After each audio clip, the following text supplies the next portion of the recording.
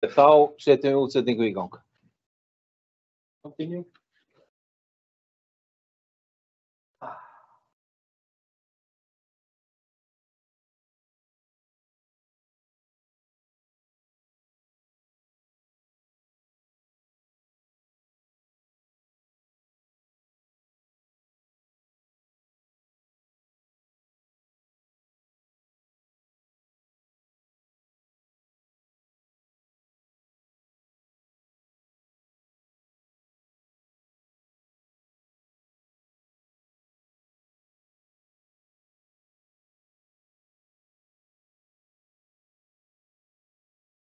Góðan dag.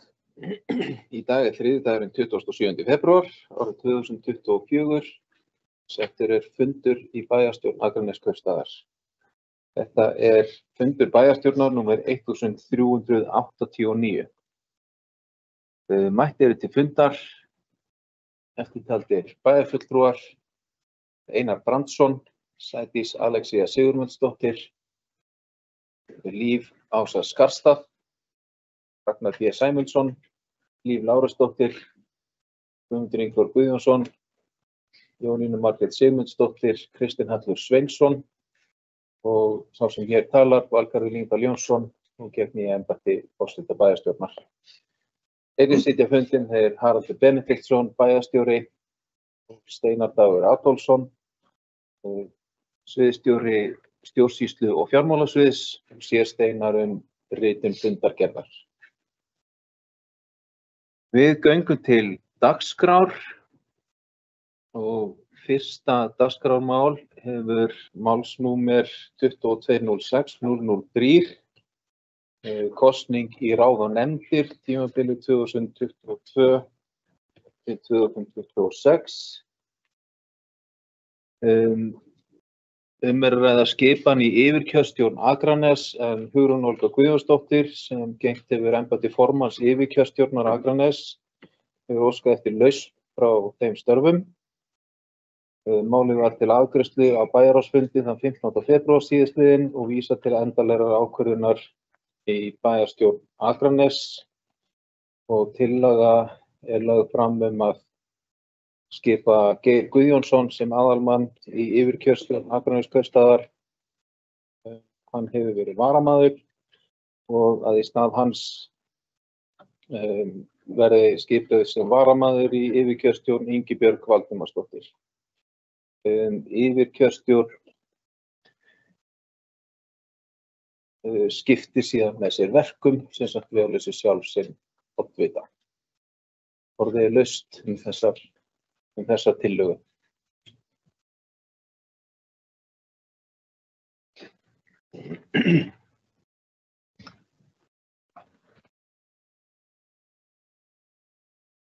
Það enginn sem óskar eftir að taka til máls og þá ber ég fyrst upp tillögu til afgreiðslu þess að samþykkja að Geir Guðjónsson verði skipaður sem aðalmaður í yfirkjörstjórn Akraneskaupstaðar út yfirstandandi kjörtímabil, kjörsóðir réttir landi.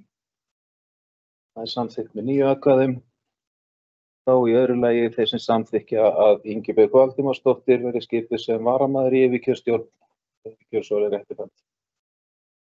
Það samþykkt með 9 atkvæðum. Og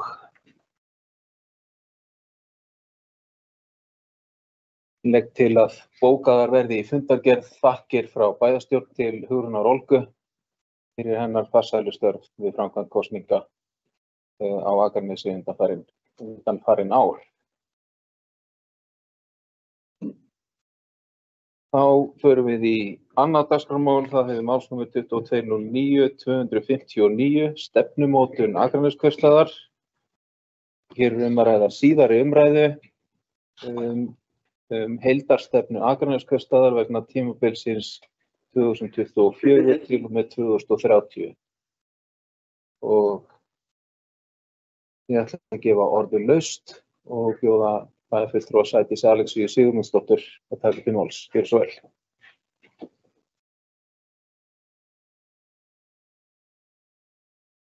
Fyrir forseti bæjarfulltrúar væri sem á okkur hlýða. Nú tökum við hér heildarstefnu Akraneskaupstaðar fyrir í seinni umræðu. Ég kannski fór ágætlega vel yfir innihald stefnunnar í fyrri umræðunni. Ég ætla svo sem ekki að fara eins djúpt yfir hana og ég gerði þá. En vek athygli á því að með fundargerðum bæjarstjórnar fylgdu öll gögnin stefnuna með síðast og muni gera slíkt hið sama, vænti ég núna eftir fundar sem við sitjum nú við hér í dag. Og svo verður náttúrulega jafnframt gerð góð skil á heimasíðu og svo framvegis. En fengum mjög góð athugasemd milli umræðna sem bara var tekið vel í og ætla ég þá með leyfi forseta aðeins að lesa upp þá athugasemd og þá breytingu sem verður gerð undir stefnuáherslunni fjölbreytt atvinnulíf.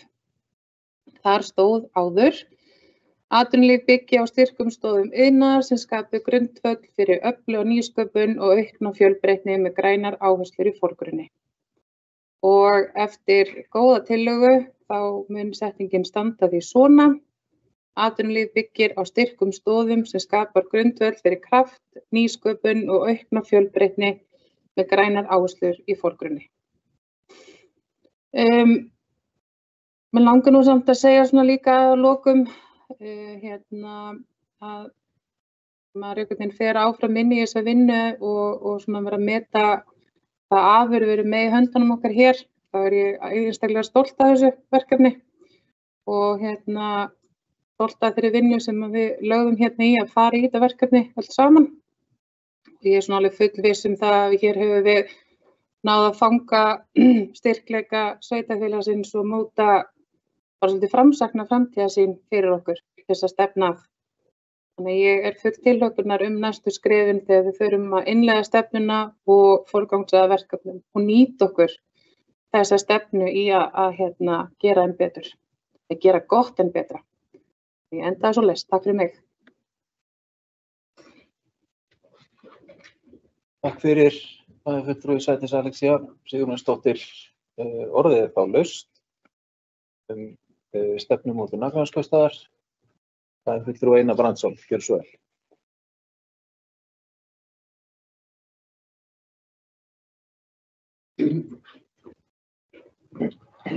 Já, forseti, ágætu bæjarfulltrúar og aðrir sem á okkur hlýða.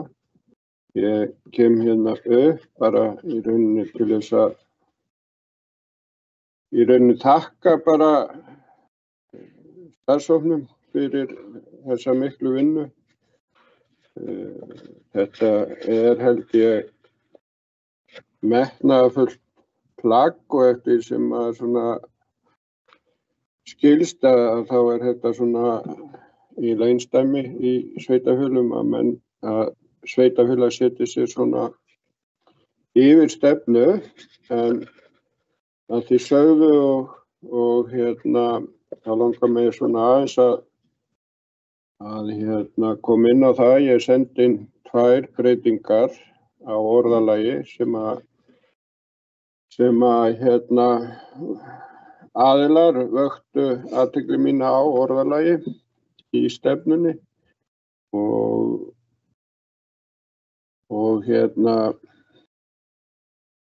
önnur hefur flotið inn og var meira þess að betrumbætt sem að var náttúrulega stóra afrek að einhver gat aðeins bætt tillöguna mína og það bara vel, en það sem að ekki rataði inn sem breytingu og ég ekkert full í sjálfu sér yfir því. Ég var í rauninni búinn að samþykkja þetta, en það var ein setning sem að var flaggað við mig að hana sem sagt í rauninni hvað meintu við með þessari setningu, og þetta var setningin að stuðla að lýðræðislegri þátttöku íbúa. Ég skildi þetta í rauninni þannig að við ætluðum að auka íbúa lýðræði, það var minn skilningur, en sá sem benti mér á þetta að hann spurði hvort við ætluðum að fara að smala fólki á kjörstað til þess að þáttaka í lýðræðislegum kosningum yrði meiri.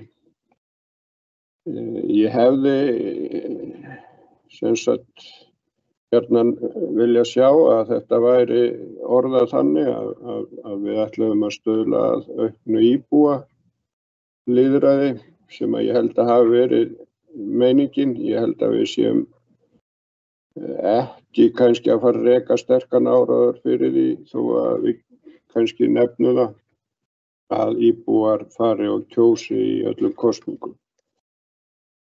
En að því sögðu þá bara þetta besta mál og ekkert annað heldur en að fara að samþykkja þetta og svo eins og komið fram að við þurfum að forma þetta svo áfram hvernig við ætlum að fara eftir þessu og þá skoða kannski aðra stefnur og samhæfa þær okkar yfir stefnun. En takk fyrir.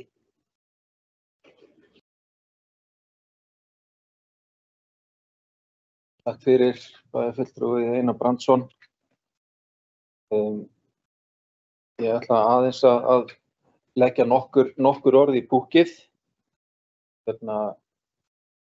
Byrja á að þakka þeim sem sátu með mér í þessu stýrihópi, frá Sædísi Alexi og Líf Lárusdóttur, fyrir mjög góða samvinnu í þessu verkefni og ekki síður þeim starfsmönnum Akraneskaupstaðar sem unnu með okkur og héldu virkilega vel utan þetta verkefni og þá ekki neinn hallað að nefna sérstaklega Valdísi Eyjólfsdóttur sem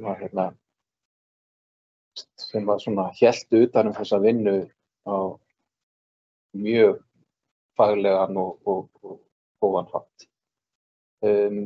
Varðandi setninguna sem að bæjarfulltrúi Einar Brandsson nefndi, sem stendur núna undir kafla 4.5, traustir innviðir og skilvirk þjónusta og er síðasti punkturinn þar að stuðla að lýðræðislegri þátttöku íbúa. Að mínu mati, eins og ég skil setninguna, þá inniheldur hún það alveg að stuðla að auknu íbúalýðræði. Lýðræðisleg þáttaka getur verið mjög fjölbreytt og er margt fleira heldur en bara kosningar og er til dæmis þáttaka í íbúalýðræði, í til dæmis vinnufundum sem að íbúum er boðið eins og við verið stuppu, verkefnið okkar Akranes og svo mætti lengi telja. Varðandi kosningar, þá er það auðvitað bara vitað mál að yngri kynslóðir taka æ minni þátt í almennum kosningum, hvort sem það eru til sveitarstjórnar eða til Alþingis eða hvað. Mæting á kjörstað er best í eldri aldurshópum og slökust í yngri aldurshópum. Og að mínu mati væri það ekkert úr vegi að sveitarfélagið sem slíkt stæði fyrir einhvers konar fræðslu, hvatningu eða einhverju slíku til þess að reyna að leggja sitt af mörkum til að ná til yngri kjósenda og hvetja þá til þess að kynna sér málin, mynda sér skoðun og mæta á kjörstað. Án aðkomu stjórnmálaflokkana sem slíkra, heldur bara að sveitarfélagið sem slíkt getur beitt sér fyrir slíkri fræðslu. Og að mínu mati þá inniheldur þessi setning alveg möguleikann á því líka. Þannig að sjálfsögðu slíkt alltaf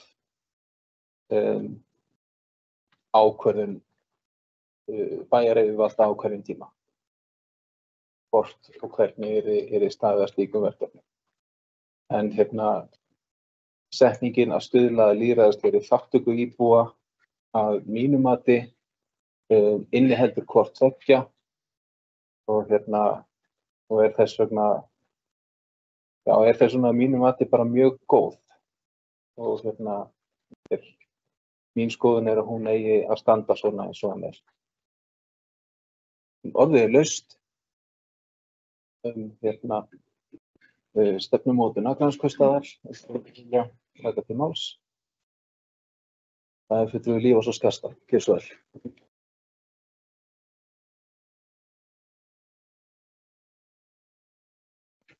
Forseti, bæjarfulltrúar, gestir sem hlýða á heima. Ég vil bara fá að þakka starfshópnum fyrir þessa góðu vinnu sem þau lögðu í. Nú eru að verða 1,5 ár síðan vinnan hófst og vinnan hefur bara gengið vel og við höfum talað mikið þetta hérna í bæjarstjórn og við höfum rætt þetta fram og tilbaka og ég tel að það plagg sem við erum að leggja fram núna sé bara mjög gott og ég bara hlakka til að sjá þessa stefnu raungerast í verkum okkar og starfsmanna bæjarins héðan í frá. Bara til hamingju. Takk fyrir. Takk fyrir. Það fulltrúi Lífs og Skasta. Fleiri sem óska eftir að taka til máls. Svo er ekki.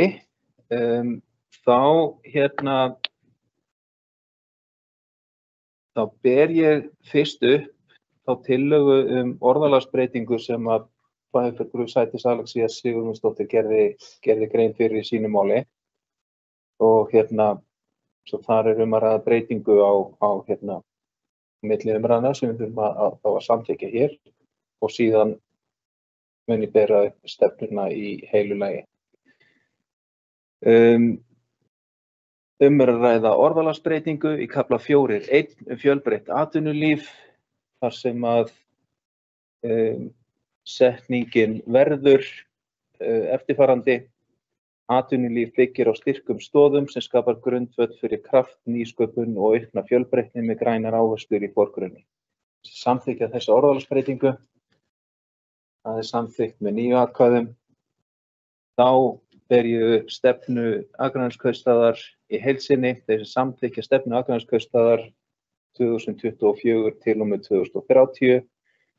Gjörðu svo vel að gefa merki. Samþykkt með 9 atkvæðum.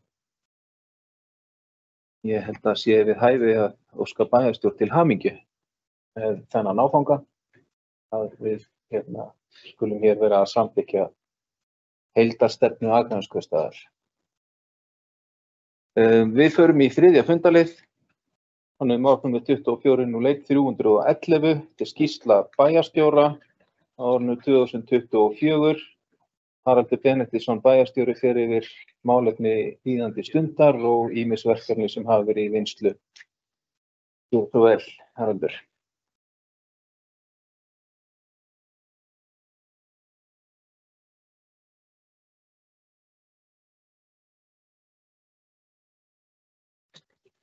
Já, forseti ágætu bæjarfulltrúar, ég flyt nú í fyrsta sinn skýrslu bæjarstjóra frá því hóf störf 1. maí síðastliðinn, þannig að hún hefur ekki verið flutt í nokkuð tíma. Ég skal nú bara játa það, ég uppgötaði ekki fyrir mig rétt á henni komið stólinn að skýrslan hefði ekki skilað sér undir fundagögnin. En það er verið að bæta úr því. Þess vegna er nú kannski það er svolítið annað form á flutningi skýrslu bæjarstjóra heldur en áður þekktist hér sem að ég langaði til þess að breyta, ég gera tilraun til að breyta. Það er alltaf matsatriði á hverjum tíma, hvernig maður setur fram skýrslu. Ég byggi skýrsluna þá fyrst og fremst á skjölum frá sviðsstjórum sem að tóku saman fyrir sín svið og forláts á því að hafa ekki skilað sínu fundagögnum í hæga tíð, en það er raun og veru efni skýrslunar aðeins í upphafi frá almennt starf bæjarstjóra. Þá hef ég haft þann hátt á undanfarið að leitast við upplýsa bæjarfulltrúa framgang ýmissa mála ekki bara með samskiptum með beinum hætti, samtölum og tölvupóstum, þetta líka í nokkuð skipulegri samantekt sem ég sendi bæjarfulltrúum og þegar ég segi að það er alltaf matsatriði hvernig maður gengur fram og segir eða kynnir mál með formlegri hætti þegar þau eru þá tilbúin, þá birtast þau eðlilega fyrst inn í ráðum og svo inn í bæjarráði og síðan í fundagögnum bæjarstjórnar. Þannig að ég vísa nú svona með almennum hætti til afgreiðslu bæjarstjórna á ýmsum málum hér á þeim tíma sem í það minnsta ég hef starfað. En eins og gengur þá eru störfin margvísleg. Á fyrsta degi mínum í starfi þá var ég viðstaddur formlega vígslu á glæsilegu mannvirki sem var reiðhöllin í Æðaróta. Skemmtilegt að byrja starfið með þeirri athöfn. Fyrsti dagurinn í vinnunni var fyrsta snerting við starfið. Framhald af því tók síðan við afgreiðsla ársreiknings Akraneskaupstaðar og svo enn framhald af því var fljótlega að fara að sökkva sinni í áætlunargerð, svona eins og hefðbundið er. Við fundum það þegar líða fór á árið og var orðin veruleiki okkar hér á vordögum að samdráttur í efnahagslífi var alveg farinn að birtast okkur í því að aðeins dró úr krafti til dæmis þess að úthluta lóðum og semja byggingarétt. Það svona ein ytri ásýnd þess. Niðurstaða ársreiknings Akraneskaupstaðar sem ræddur var hér í vor gaf líka tilefni til þess að við þyrftum aðeins að stíga á bremsurnar og það var verkefnið á seinni hluta ársins að halda þannig á málum að við gætum skilað viðunandi afkomu fyrir 23 og við munum væntanlega fljótlega að fara að ræða ársreikning fyrir árið 23. Ekki nánar það. Hér var afgreitt áðan í seinni umræðu stefnumótun Akraneskaupstaðar sem var svona annað stóra verkefni sem unnið var á vordögum og síðan fram eftir hausti. Ég ætla ekki að tíunda það með langri tölu á öðru leyti en tek undir þakkir sem fundurinn hefur fært þeim sem að því verki stóðu, starfshópnum og síðan verkefnastjóranum Valdísi Eyjólfsdóttur sem mér finnst alveg ástæða til að þakka þessu fólki fyrir þá miklu vinnu. Nú það var í sjálfu sér eitt stórt pólitískt mál sem var á vettvangi bæjarstjórnar á vordögum og aftur á haustdögum sem voru breytingar á reglum jöfnunarsjóðs. Akraneskaupstaðar hafði sent ítarlega umsögn þær breytingar á vordögum og haustdögum kom síðan fram frumvarp breytingar á jöfnunarsjóði. Ég ætla ekki að rekja það í smáatriðum hér hvaða áhrif voru þeirri sjónmáli fyrir rekstur Akraneskaupstaðar en í desember féll innviðaráðherra frá breytingum reglum jöfnunarsjóðs og þar með frá frumvarpinu. Í kjölfar á niðurstöðu dómstóla í máli Reykjavíkurborgar gegn jöfnunarsjóði. En það þýðir ekki að sama skapi að við séum áhrifalaus. Það er að segja að við munum væntanlega sjá einhvern samdrátt í stuðningi jöfnunarsjóðs við rekstur sveitarfélaga í kjölfar á þeim dómi. En það er ekki komin endanleg niðurstaða í það mál svo að hægt sé að fjalla.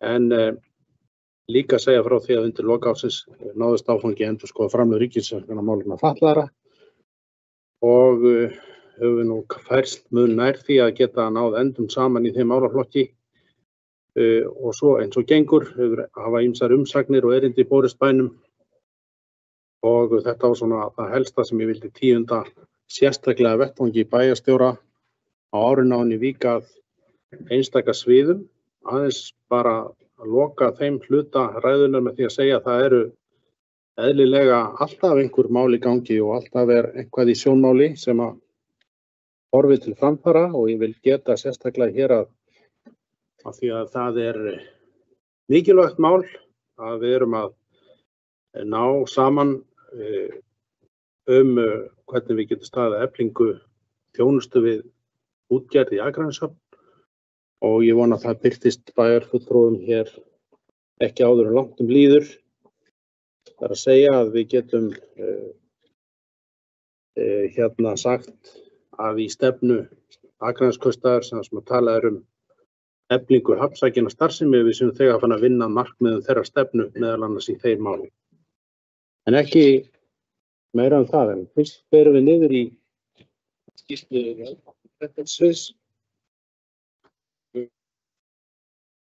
Ég segi líka að ég bað sviðsstjórana að hafa skýrslurnar kannski hnitmiðar og þær eru þá kannski aðeins í skeytastíl en gefa gott yfirlit yfir starfsemisviðana og þeirra umfangsmiklu vinnu sem að þar er unnin og eðlilega ráðsmenn hér vel að sér líka í þeim efnum en megin þungi í starfi velferð- og mannréttindasviðs svona seinni hluta ársins 23 var að standa ýmissi úrbótavinnu og vandaðir og ábyrgð með það markmiði að vanda og hafa ábyrga meðferð fjármuna og til þess hefur sviðsstjóri með sínu starfsfólki gripið til ýmsar aðgerða, ekki bara skipulagsbreytingar, heldur markvissari vinnu hér innan húss og það sem að sviðsstjóri sérstaklega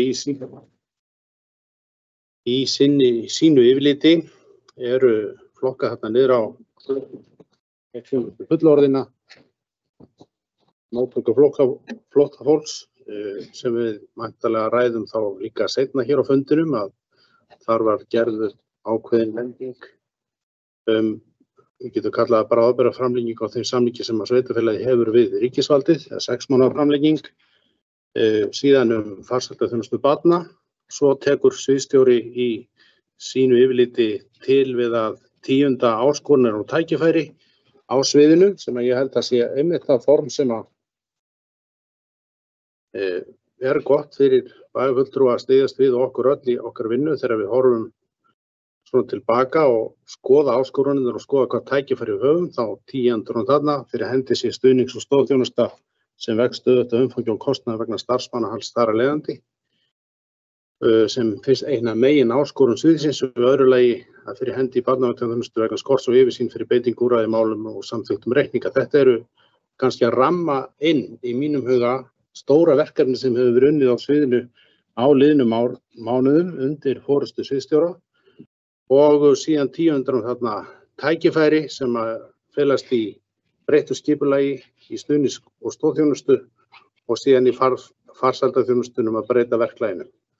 Í 10. þetta fyrst og fremst vegna þess að sviðið er eðlilega umfangsmikið og stórt og það er mjög mikilvægt að við notum þetta tækifæri líka á þessum bæjarstjórnarfundi að við ræðum hvert við erum að stefna í þessum málum og að við sjáum þá í það minnsta í þeirri skýrslugjöf sem er gefin í bæjarstjórnar þessum tíma að þetta eru málefnin sem eru þar algjörlega í forgrunni. Ég fer næst yfir á skipulags- og umhverfissvið. Sviðsstjóri 10. þar helstu framkvæmdir sem komnar eru til framkvæmda og eru í samræmi við okkar áætlanir og án þess að ég lesi það sérstaklega upp, þá sést að það er talsvert mikið í gangi, stóru umfangsmikil verkefni eins og fjárfestingar og viðhaldsáætlun og fjárfestingaráætlun okkar bera með sér. Og skipulagsmál þá eru allnokkur verkefni í gangi í skipulagsferli eins og á Dalbarðar 1, Grjótkelduflóa, Höfðarsel í Garðaflóa og samningsgerð deiliskipulag á Jaðarsbökkum, skipulagsferli varðandi uppfyllingu við Aðalhöfn og það sem ég vildi draga sérstaklega fram hér eru 2 síðustu punktarnir sem þarna koma fram, það er að segja það er að færast núna aukinn þungi í skipulagsvinnu vegna breiðarinnar og við áttum fund fyrir nokkrum dögum með aðila sem að mun væntanlega koma að því verkefni en ég vildi aðeins 10. þetta hér vegna þess að í þessa miklu vinnu verður líka hagnaðarskostnaður að setja mannskap og ná vel utan það verkefni því að þarna er stórt og mikið skipulagsverkefni þó að það sé ekki endilega allt á hendi okkar eða hagnaðarskostnaður heldur fyrst og fremst á hendi landeigandans en skipulagsmálin eru sannarlega okkar hendi og við þurfum að standa vel að því. Í öðru lagi, seinni punktur sem ég vildi draga sérstaklega fram að við erum að ná áfanga núna í að kaupa Mánabraut 20 og til upplýsingar má segja að við erum búin að ná samkomulagi við meðeiganda okkar í húsi og munum taka það fyrir á næsta bæjarráðsfundi að eignast húsið og þar með eru orðnir einir eigendur því sem skapar okkur tækifæri til þess að hrinda í framkvæmd þeim áætlunum sem við haft í nokkuð tíma við uppbyggingu á þeim reit og ég held að við séum að komast fyrir vindin í því. Nú önnur rekstramál, 10. sviðsstjóri hér í sinni samantekt sem í fundargögnum ykkar og ég 10. ekki frekar. Mennta- og menningarsvið sem nú stór og umsvifamikill málaflokkur tekur sviðsstjóri ágætlega saman hverja helstu áskoranir og verkefni hafa verið á seinni hluta ársins 23 og nú í byrjun þess ársins 24 sem í öllum aðalatriðum þessi að skerpa á verkaskiptingu og teymisvinnunum sviðs forgangsröðun verkefna í samræmi við heildarstefnu Akraneskostar og stefnan eða heildarstefnumótunin sem vorum að samþykkja áðan, hún ber sig það kemur glögglega í gegn í samantekt sviðsstjórana að við erum farin að horfa til hennar og vinna með hana og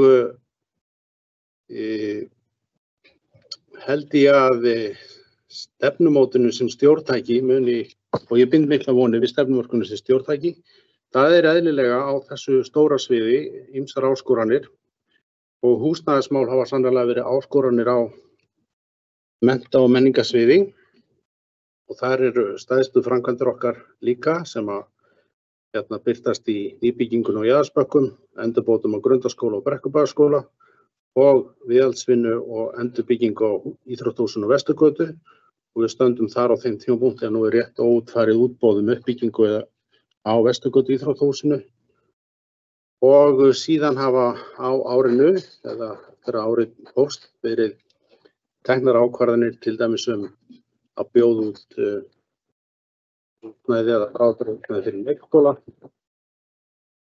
2 hús og sviðsstjóri 10. síðan ýmsa þætti í rekstrinum eins og til dæmis aðgerðir til þess að mæta verkefnum betri vinnutíma í leikskólum og mér finnst ástæða til að draga það sérstaklega fram hér að það verkefni að heppnast mjög vel og við sjáum sannarlega árangur og af þeirri aðferð sem þar er beitt og sviðsstjóri segir verkefnið hefur komið vel út og foreldrar rúmlega 70% leikskólabarna völdu að taka þátt í verkefninu. Ég myndi segja að mjög gott dæmi það hversu öflug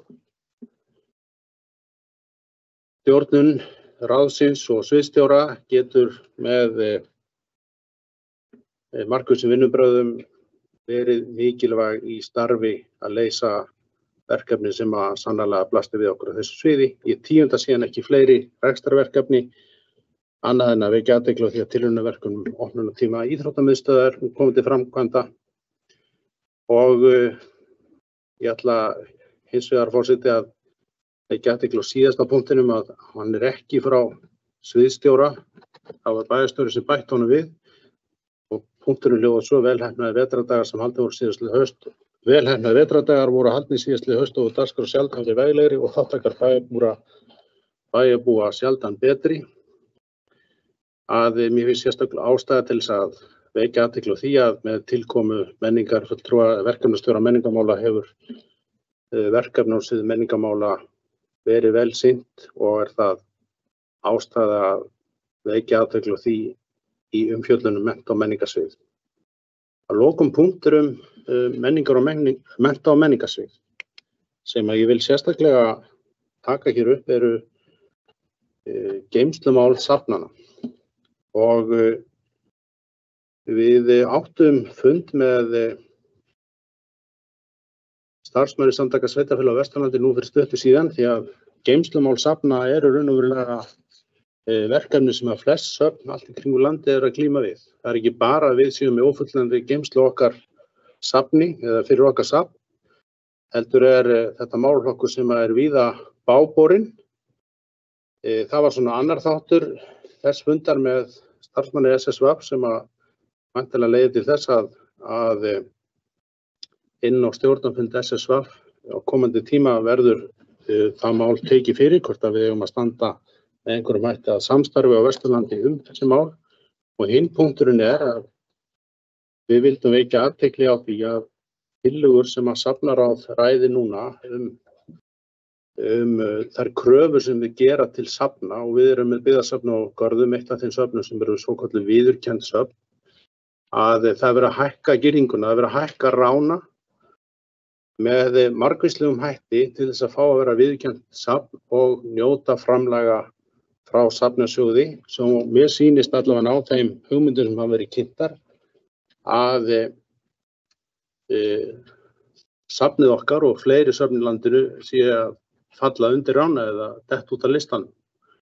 Og mér finnst þetta stór mál og ástæða til að taka það upp í bæjarstjórninni hér og sömuleiðis á vettvangi Samtaka sveitarfélaga á Vesturlandi að láta sig þetta varða því að þetta getur haft mikil áhrif og ástæða til þess að taka þetta yfirvöld menningarmála í landinu svona áður en lengra er haldið. Nú að lokum ég hér samantekt sviðsstjóra stjórnsýslu og fjármálasviðs verkefni sem að unnið er á því sviði á vettvangi upplýsingamála, innleiðingu og upptöku á stafrænu pósthólfi, vil ég þess sérstaklega taka þar fram. Við erum í fjármálunum að vinna að markmiðssetningu fjármála með bæjarstjórninni. Það var ákvörðun bæjarstjórnar að ráðast í frekari rýni á fjármálum og ég held að sé ástæða við höldum því sérstaklega til haga við umræðu hér í dag að við erum komin áleiðis í þeim efnum og erum að taka þar næstu skref og ég held að þetta sé svona eitt þýðingamesta verkefni sem við munum vinna að á málinu snýrað fjármálunum og síðan gerir sviðsstjóri þarna grein fyrir heildarstefnum sem við vorum að ræða áðan og síðan ýmsum mannvirkismálum og úttekt og jafnlaunakerfi sem að nú stendur yfir og nú er kjarasamningaár og sviðsstjóri tekur það fram að það sé mikilvægt að við séum á vaktinni þar og látum okkur það varða. Það er svona einn af þeim þáttum sem mun grundvalla afkomu og farsæld bæjarins á komandi árum hvernig tekst til kjarasamningagerð í þessu landi almennt og síðan er bara varðan kjör bæjar starfsmanna. Forseti, ég ætla ekki að hafa þetta mikið lengra. Ég veit að þetta er kannski ekki mjög ítarleg skýrslugjöf en ég verð að játa líka þegar settist niður og tók saman bæði verkefnalistan minn og fór síðan yfir samantekt sviðsstjórana að ég fyllist nú ákveðnu stolti af sviðsstjórunum og sviðunum og starfsmönnum bæjarins og bæjarskrifstofunnar það umfangsmikla starf sem hér er unnið.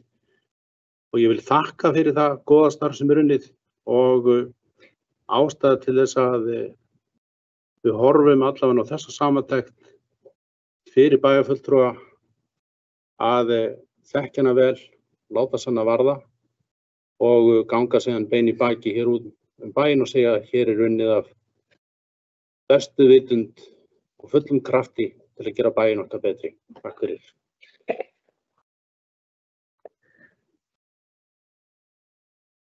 Takk fyrir bæjarstjóri Haraldur Benediktsson fyrir góða yfirferð yfir þessa skýrslu og orðið er laust skýrslu bæjarstjóra. Fulltrúi Sædís Alexía Sigurjónsdóttir, gjörðu svo vel.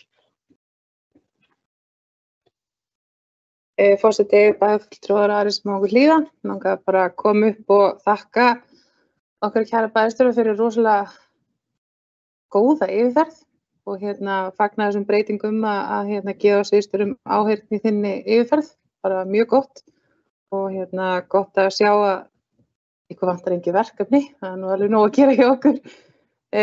Kannski eitt atriði sem ég tók aðeins upp úr sem langaði svona að minnast á og bara óska okkur til hamingju með er það árangur með mánabrauð 20. Það sé mikill áfangasigur og hvernig við getum svo fara að horfa á þennan reit til uppbyggingar fyrir nú ráðhús og mögulega fleiri starfsemi, aðra starfsemi þarna með okkur. Þannig að langar nú bara að koma upp og óska til hamingju með þennan árangur. Takk fyrir kærlega. Fyrir fulltrúi Sædís Alexía, fleiri sem óska eftir að ræða. Fulltrúi Kristinn Hallur Sveinsson, gjörðu svo vel.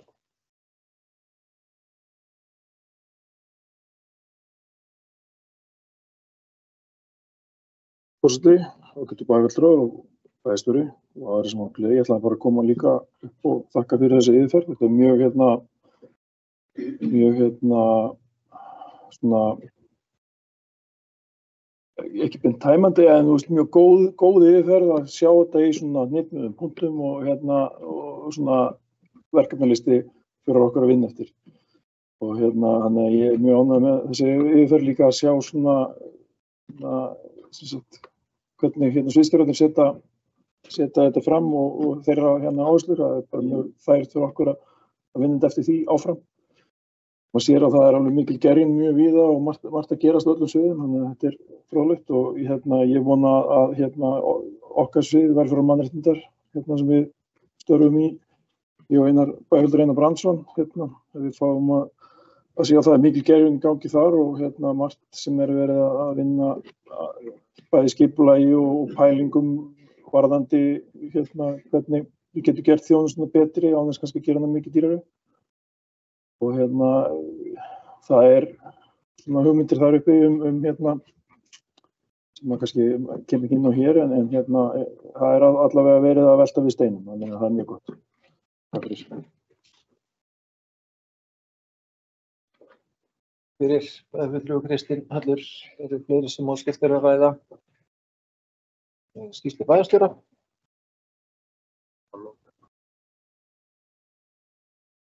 Gefi bæjarstjóra orðið að nýju, gjörðu svo vel. Jú, forseti, ágætu bæjarfulltrúar og sem á að hlýða. Ég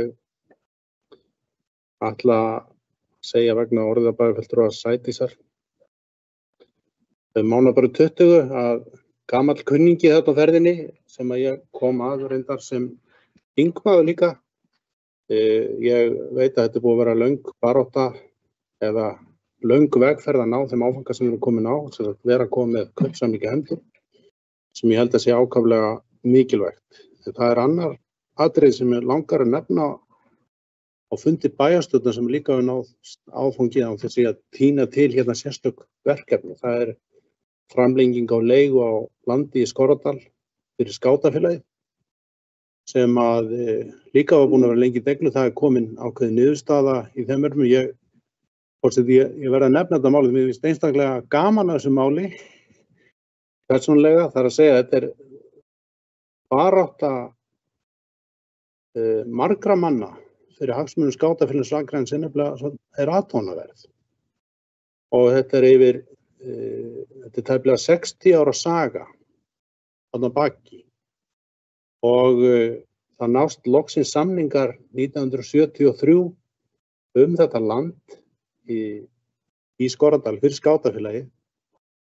Þó hafði verið afgreidd lög, sérstök lög á Alþingi 1968 að skátafélagið ætti að fá þetta land. Og engar áhugaverð saga og ég þurfti að nota upplýsingaþjónustu Alþingis til þess að grafa til botns í þessari sögu. Af hverju skátafélagið héldi á þessu landi því að ýmislegt gerðist á þeim tíma frá því að Alþingi afgreiddi sérstök lög, þar að segja sala á jörðinni Setberg í Eyrarsveit, pressetrinu.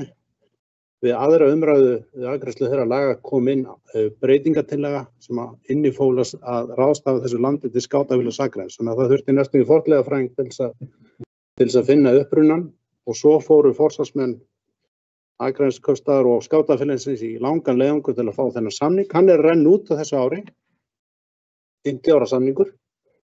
Það var síðan forsvarsmenn og áhugamenn skátafélag Akraness sem að hafa í langan tíma barist fyrir þessari framlengingu. Ég tek algjörlega hatt minn ofan fyrir þeirra baráttu því að það þýddi ekki að bjóða þeim hvað sem var. Þess vegna hefur þetta tekið þennan tíma en sú niðurstaða sem er þá á borðinu núna og er á borði skátafélagsins sú að framlengja þennan samning núna nokkuð tíma án breyttra skilyrða, það er að segja að lögin halda gildi sínu og afnótin eru tryggð skátafélaginu nú til næsta ára. Þetta langaði mig að nefna sérstaklega hér á bæjarstjórnarfundi sem að vitnisburður margra manna verk og kappsamra manna og kvenna að tryggja starf skátafélagsins þarna í Skorradal og það geti áfram blómstrað.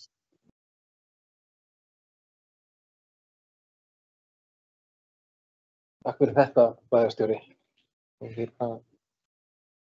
tek undir það að ég fagna því að þessum áfanga hafi verið náð og að þessi sælureitur í rauninni sem að skátafélagið hefur skapað þarna í Skorradal verði þarna áfram og skátafélagið hafi áfram umráðarétt yfir. Fleiri sem óska eftir að ræða skýrslu bæjarstjóra. Svo ekki. Þar með hefur hún verið lögð fram. Við förum í næsta fundarlið. 4. mál á dagskrá, hefur málsnúmer 24.01.002. Þetta fundagerðir bæjarráðs á árinu 2024 og lögðu fram fundagerð fundarnúmer 3555 sem framfór 15. febrúar síðastliðinn. Orðið laust þessa fundagerð bæjarráðs. Það fulltrúi Sædís Alexía Sigurmundsdóttir, gjörðu svo vel.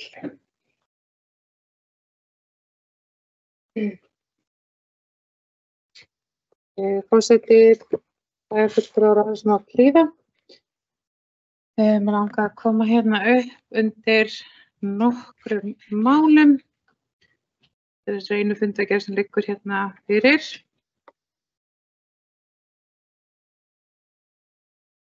Sjá. Hér þetta. Undir dagskrárlið 14. Varðandi búnaðarkaup fyrir unglingastig grunnskólana. Kannski bara þess að forvitin að vita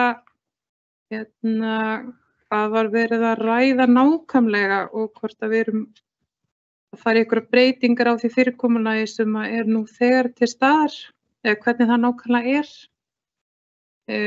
Hvort að tölurnar sé að ganga þá niður á milli árganga eftir því sem við útskrifum elsta árganginn og svo framvegis. Það er bara forvitin að vita eins meira hvað fór þarna fram. Varðandi síðan fundarlið 16. Bara mjög ánægjulegt að sjá þarna líf skapast á reitnum við Akafall. Mjög spennt fyrir þessu. Bara frábært að bæjarráðs að fylgja þessu verkefni svona vel eftir. Og svo kannski síðasta er dagskrárlið númer 22. Það er kannski að fá meira að vita hvað breytingar er að verða á umsýslu með FAB-labinu og hvað áhrif þetta hafa á rekstur Akraneskaupstaðar, hvað við erum þá að fara að leggja til þarna í umsýslu við FAB-labsmiðju Vesturlands. Já, það segi ekkert meir. Takk.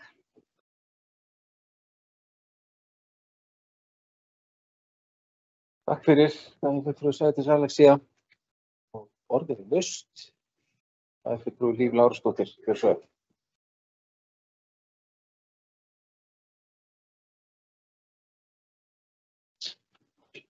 Já, forseti, ágætu bæjarfulltrúar og aðrir sem á okkur hlýða. Ég kem hérna upp undir fundagerð bæjarráðs, fylgja eftir þeim punktum sem að bæjarfulltrúar Sædís kom með. Ef við byrjum á máli númer 14, þá vorum við sem sagt að fá í hendurnar mál sem hafi verið til umfjöllunar í skóla- og frístundaráði og þau eru í rauninni, já, þar er bara verið að ræða tölvumál, það er í rauninni verið að ræða þau kannski þarna í aðeins stærra samhengi í bara tengslum við almennan uppfærslu á kerfisbúnaði hjá okkur. Þannig að þetta var já, það er svona eins og ég segi, við frestuðum afgreiðslu á þessu máli, við vildum fá aðeins betri skýringar, þannig að máli verður aftur til umfjöllunar hjá okkur og kannski betra að útskýra það betur þá hvernig, hvað niðurstöðu kom, en skóla- og frístundaráð búið að fjalla þetta og er svona að velta fyrir sér. Við náttúrulega vorum að horfa fram á tölvubúnað sem að myndi gilda í ákveðin mörg ár, svo hefur komið upp þessi umræðum hvað síðan verður tölvurnar þegar notkun þeirra lýkur skólanum. Hvort að þeim sé þá, það getur mögulega að fengi eitthvað annað hlutverk heldur en bara í svona, hvað ég var að segja, svona hrakvirðis hlutverk hjá okkur eins og gengur með annan tölvubúnað sem úr sig genginn. Annað mál, mál númer 16. Bara tek undir, þetta bara mjög spennandi og ef þeir sem horfir og við skrifum fljótlega undir leigusamning þá erum við að horfa bara mjög spennandi tíma í sumar og rekstur sem á öllu líkindum sem að ég myndi segja að falli vel að þeim markmiðum sem við ætlum okkur annars vegar fyrir svæðið og bara ekki síður í rauninni að stefnumótun bæjarins. Þannig að ég vona að þetta geti farið bara í loftið sem allra fyrst. Og svo var það í rauninni mál númer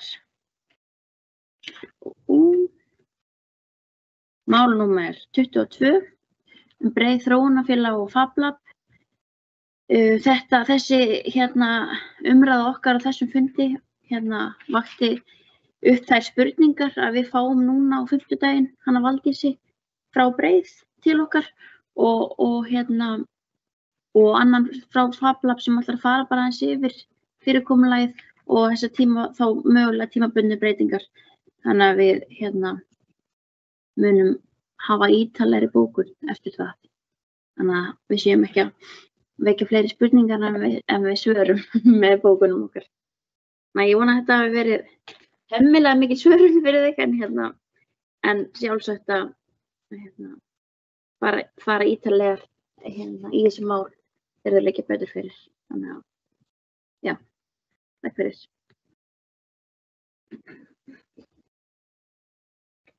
Fyrir bæjarfulltrúi Líf Lárusdóttir, þeir sem óska eftir að ræða fundargerð bæjarráðs. Bæjarfulltrúi Jóna Margrét Sigmundsdóttir, gjörðu svo vel.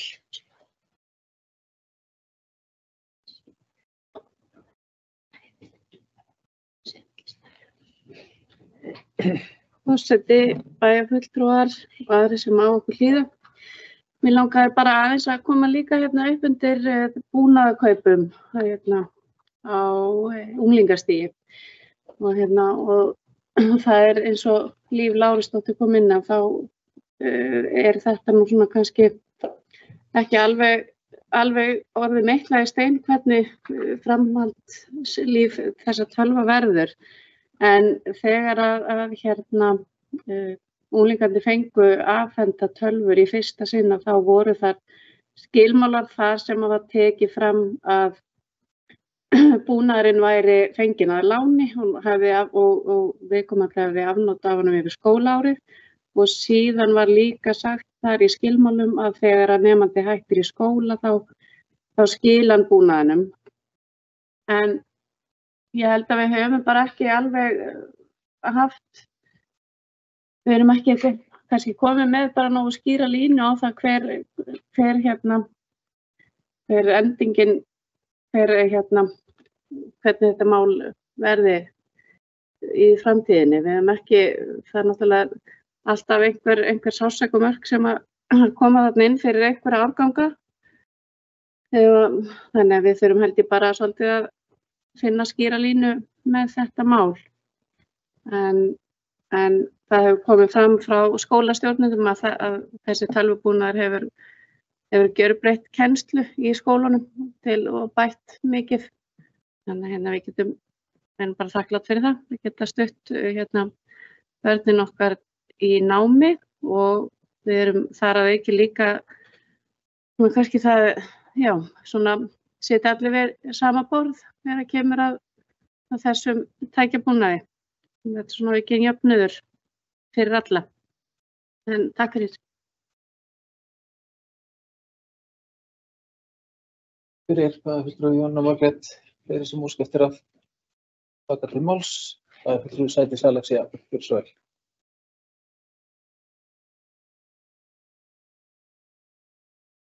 Forseti, bæjarfulltrúar aðrir sem á okkur hlýða. Takk fyrir svörin, bæjarfulltrúi Líf Lárusdóttir. Kannski bara, því að þau gögn sem við höfum aðgengi að þeir gegnum fundagáttina og ég gat ekki sé á málinu sem bæjarráð tók fyrir að þetta hafi verið búið að fara inn í skóla og frí líka. Ég veit ekki hvort það sé annað mál sem þá í gangi sem að, ég veit ekki, þannig get ekki rakið söguna nákvæmlega þannig að maður sér ekki hvernig forsagan hefur verið. Þess vegna kannski vöknuðu þessar spurningar hjá mér. Þannig að þegar maður opnar máli inn í gáttinni hjá okkur þá sérðu bara í raun og veru það sem fór inn í bæjarráð. En ég held kannski, undir þessum dagskrárlið, fyrirgjöf fundaritari, númer 14, að kannski líka bara hvatning til okkur, ég man eftir umræðinu á sín tíma í kringum þegar við vorum að kaupa þessar tölvur að móta kannski skýrara, regluverk í kringum endurnýjunina og líftíman og svo framvegis. Ég veit ekki hvort það hafi þegar verið gert, þar kom allavega að mér minni ekki hingað inn til samþykktar í bæjarstjórn. En ég held að það var alveg hvatning fyrir okkur aðeins að taka þetta upp á nýju eða við ætlum að gera einhverjar breytingar á því fyrirkomulagi sem er mögulega eitthvað í loftinu með. Þannig bara hvatning frá mér til ykkar um það. En varðandi FAB-labið, og þú komst yfir bæjarfulltrúi Líf Lárusdóttir, að í fundargerðinni sagt að bæjarráð heimila tímabundna ráðningu starfsmann til reksturs og umsýslu. En enga síður þá Valdís Fjölnisdóttir að koma inn til þess að ræða þetta mál en frekar með ykkur. Erum við að fara í auknar kostnaðarútlát á þessu fyrirkomulagi eða erum við að stendur okkar framlag þarna til breiðarinnar óbreytt? Það er kannski bara spurningi mín til ykkar og ef við getur ekki svarað henni hér þá bara eitthvað tíma seinna, allt góðu. En bara svona vangavelta þegar ég var að renna yfir fundargerðina hjá okkur. Takk fyrir.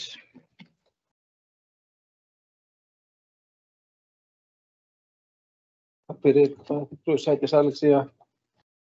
Ég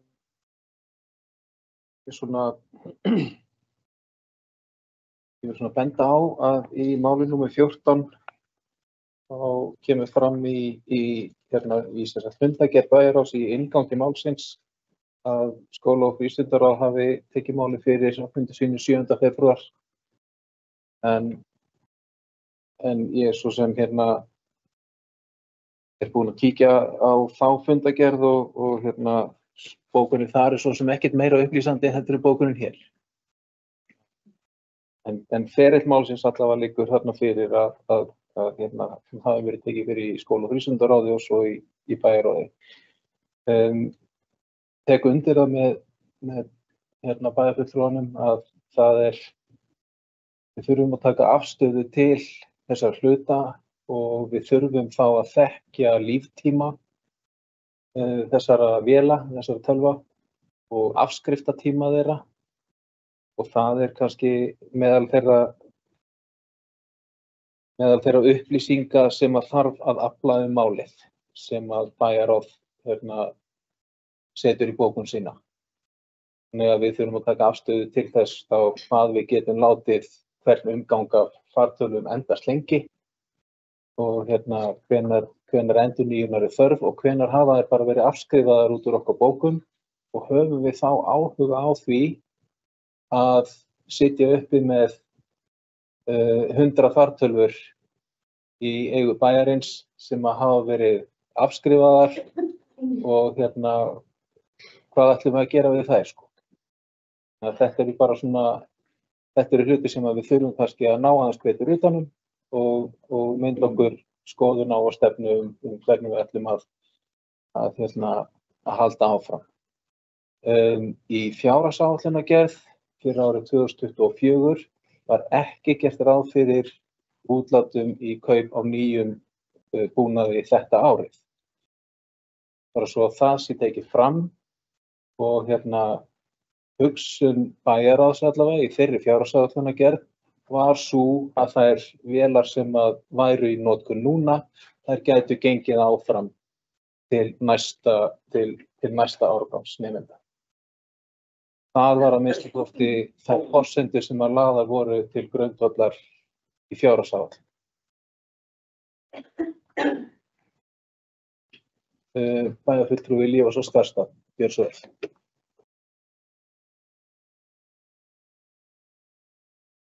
Forseti, bæjarfulltrúar og aðrir sem á okkur hlýða. Ég vil hér eins og kollega mínir bæjarfulltrúi Sædís Alexía, Jónína Margrét og Líf Lárusdóttir koma undir máli númer 14 varðandi tölvukaupin. Þetta kom til umræðu hjá okkur í skóla- og frístundaráði fyrir nokkrum vikum síðan. Við ráðsmennirnir þar, bæjarfulltrúi Jónína Margrét og bæjarfulltrúi Einar Brandsson og ég vorum sammála því að ef það yrði þannig, eins og bæjarráð hefur greinilega gert í sinni fjárhagsáætlun gert ráð fyrir því að þær tölvur sem eru núna í notkun í 10. bekk, ef þær tölvur eiga að fara í 8. bekk næsta, þá erum við komið með það, ok, við erum með ákveðin marga tölvur, það þarf tíma og það þarf starfsmann í að yfirfara allar tölvur, gera þær allar klárar og allt fyrir þá þau börn sem eiga að taka við þeim. Einhverju tölvur kunna að vera ónýtar eða eitthvað skemmdar eða eitthvað. Hvernig ætlum við að skipta því upp? Hver fær nýja tölvu? Hver fær gamla tölvu? Þetta eru bara mál sem við þurfum svolítið aðeins að ræða. Það er engin jöfnur í því að Jónína fái, Gunnar fái gamla tölvu en Bjarni fái nýja tölvu. Það er engin jöfnur þar. Og eins og bæjarfulltrúi Valgarður bendir á, að þá þurfum við svolítið að skoða þetta fyrir líftíminn, hvað ætlum við að gera við tölvur þegar við erum búin að afskrifa þær. Og við sem að sitjum í skóla og frístundaráði, það var okkar einarða skoðun að að við gætum stutt við nemendur í bænum með því að þau fengi þessar tölvur til eignar. Hvernig sú útfærsla verður, það er svo sem eitthvað sem við getum bara rætt síðan meir og fundið út úr, hvort að þau geti fengið að kaupa þær eða hvort þau fáið gefins. Við vitum þá náttúrulega alltaf að það eru ekkert allir sem að koma til með að nýta þetta. Það eru sumir sem eiga tölvur, en við verðum líka að horfa á það að sumir nemendur eiga bara engar tölvur og eiga foreldrar sem eiga ekkert. Þannig að hvernig getum við stutt þau í sínu námi og svoleiðis. Þannig að ég sammála því við þurfum að skoða þetta betur. Ekki bara afskrifa þessar tölvur og setja þær inn á skrifstofu hér og láta þær daga hér uppi. Takk fyrir. Takk fyrir. Það er fulltrúi Lífása eða í geymslu byggðasafnsins. Ég var að geymslu byggðasafnsins. Guðlega skemmt. Fleiri sem óska eftir að ræða fundargerð bæjarráðs. Svo er ekki, þannig telst framlög. Við förum í 5. fundarlið. Málsnúmer 24.01.004, fundargerð í skóla og frístundaráðs á árinu 2024. Lögði fram fundargerð 234. fundarráðsins sem framfór 22. febrúar síðastliðinn. Og það er laust þessa fundargerð.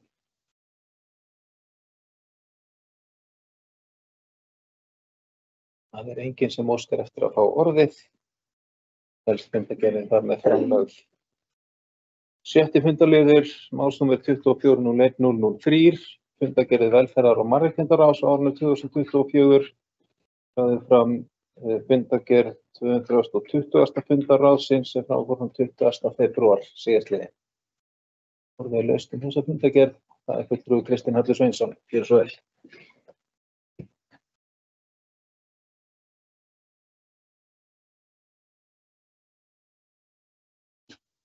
Forseti ágætu bæjarfulltrúar og aðra sem á hlýða. Ég ætla að koma og ræða bara aðeins að fara lauslega yfir lið 2, samræmd móttaka flóttafólks. Framlenging á þjónustusamningi milli Akraneskaupstaðar og félags- og vinnumarkaðsráðuneytisins varðandi samræmda móttöku flóttafólks. Þetta er nú bara erfið saga og samninga viðræður við ríki sem að við erum dálítið, hvað maður segja, nauðbeygð að framlengja. Við erum með þetta fólk í þjónustu. Við erum að fara í 100 manns og þessi 100 manns við erum á staðnum og við erum bara að uppfara töluna miðað við þann fjölda sem er í þjónustu hjá okkur nú þegar. Við erum hins vegar ekki að framlengja nema til 6 mánaða eða við erum svo sem ekki að velferð- og mannréttindaráð ekki að framlengja, þannig að við vísum áfram til bæjarráðs en við mælum með því að hann sé framlengdur til 6 mánaða af því að í samningnum er komið inn ákvæði starfshóp sveitarfélaga og ríkisins. Þetta hefur verið unnið á vettvangi samráðsvettvangi sveitarfélagana. Það eru fleiri sveitarfélag sem eru standi í þessari framlengingu núna og til þess að tryggja þjónustuna og tryggja að við fáum greitt fyrir þá þjónustu sem við þó veitum, sem ríkið þó borga fyrir, að þá þurfum við að framlengja samninginn. En við gerum það skilyrði að það verði að þessi samráðs hópur taki til starfa og við fáum tillögur frá áður við framlengjum aftur, þegar að rennur út samkvæmt okkar tillögu 31. júní. Þannig að þetta bara samningar sem það verða áfram við ríkið, eða viðræður og varðandi á auknar greiðslur og hvernig greiðslun dreifast yfir þau ár sem fólk í samræmdri móttöku. Það ýmislegt sem við vorum að ræða. Takk fyrir.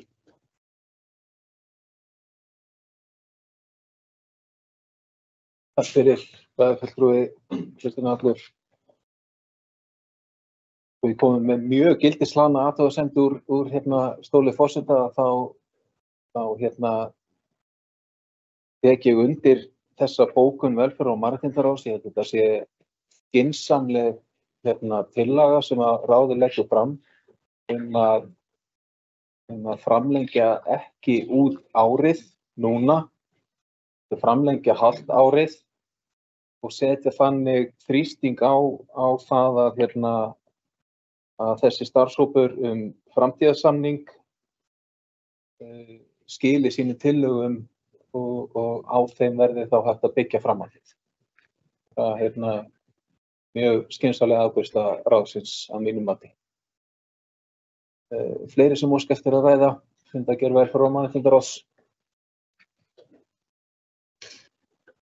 Svo ekki og telst fundargerðin þar með framlögð.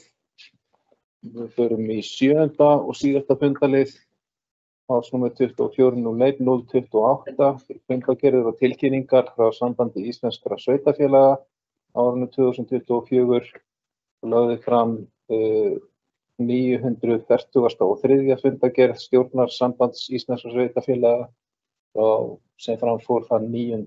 febrúar síðastliðinn. Orðið laust þessa fundargerð. Það er enginn sem óskar eftir að taka til máls og þar með telst fundargerðin framlögð. Fleira ekki á dagskrá þessa fundar. Ég þakka fundamönnum fyrir góðar umræður á þessu fundi og segi þessum fundi bæjarstjórnar slitið.